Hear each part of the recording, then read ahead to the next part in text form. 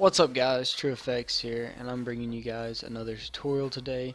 This, I guess the best way to describe the effect is the TV effect. I've seen it in a lot of montages, a lot of cool stuff with it. It's actually kind of simple if you figure it out. So here's kind of a sample of what it looks like. It's just a crappy cinematic. I did this a long time ago, but it's this right here in the TV screen, just getting your footage to be able to play in like a TV screen or something like that. And as you see, this was when I first kind of learned the effect, and the TV screen is still, like it wasn't moving, it was just still, and then I zoomed in on it, just the screen around here. But I actually have figured out how to do it while it's moving and everything in Sony Vegas. So what I got here is I got a cinematic of TV screen. I just did something, doesn't matter, just for tutorial purposes, but you can use any TV screen, any clip, any kind of way, and just the knowledge that you'll get from this, you'll be able to do all those effects and stuff. And I got a clip in here and everything. So the first thing you're gonna want to do is create a new video track and then put your cinematic on top of it.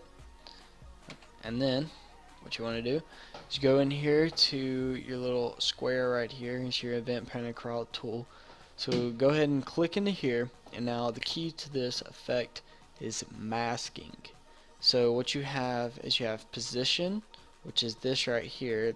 That's your position or whatever. And then you have, if you go down here, you can switch from position to mask. You want to go mask. You want to make sure you're on the first frame right here, and then click check your mask tool. And then what you want to do is go to your mask tool right here. And what you want to do, you want to get a good view of this big TV screen that we're going to be using right here. Alright, and then you want to get your mask tool, and you want to mask around it like so. So what that did was it kept this and it masked out everything around it, as you can see. But we want to keep everything around it and just mask out this. So what we're going to do then is we're going to go to your positive, your mode, and we're going to change it to negative. And there you go. You got your cinematic with your clip inside of it. We're already making some progress here.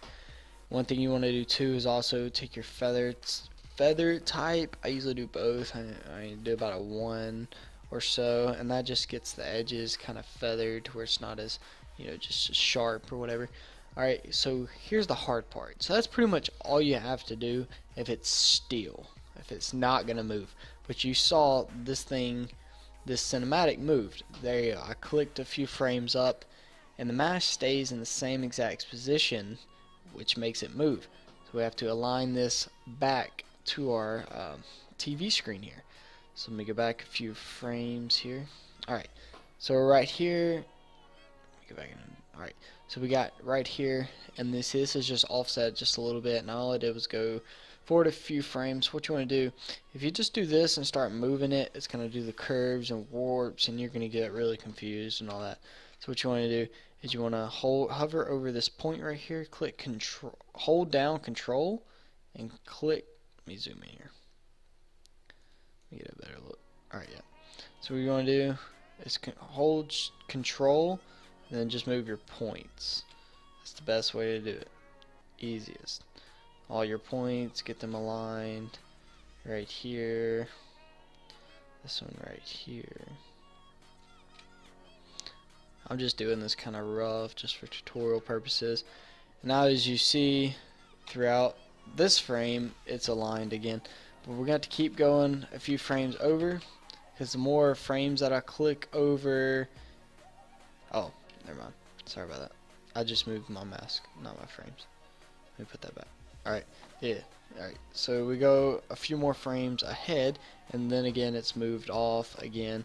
So what you have to do is this is a slow process, but it'll all be worth it if you can do it. And you want to just keep aligning this back up as you go around, because as you see, when the when the clip moves, so does your mask. So you have to keep realigning this. Let me see if we can. Alright, so you see over here, it'll stay there for a little while as it's moving. My computer's acting really slow.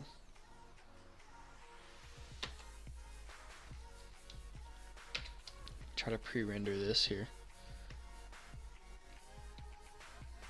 I don't know why it's acting so slow. Alright, so what we got here right now is we have it lined up for just a little bit, and then it starts coming off, just like that. Again, it's lined up for the first part, and then it starts coming off. That's what you have to do, is you have to keep going through, keep going through, keep going through, until you just keep it aligned.